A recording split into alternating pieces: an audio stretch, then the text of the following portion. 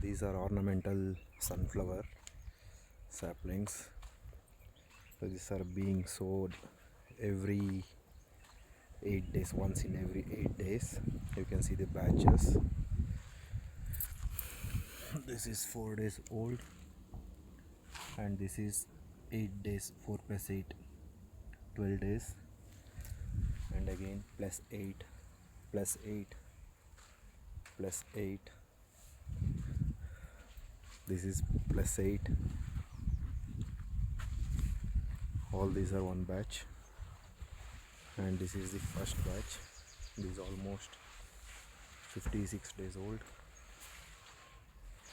You can see the height, it is almost 5 to 6 feet, and the buds are being formed. It will be harvested in maybe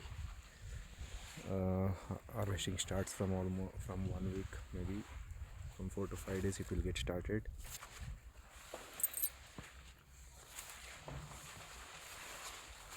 So if you need continuous harvest, then every 4 to 8 days you should have a batch like this.